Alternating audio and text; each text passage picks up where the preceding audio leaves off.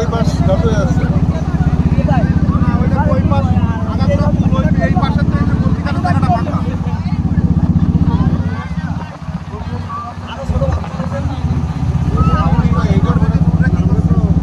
সবাই এক সাইডে নিয়ে বসছে না, এই সাইডটা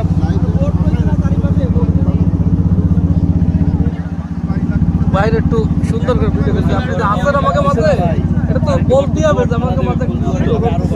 হ্যাঁ না, এগুলো থাকে ট্যুর অপারেটর সেই হিসেবে। আল্লাহর ভালো না আসলে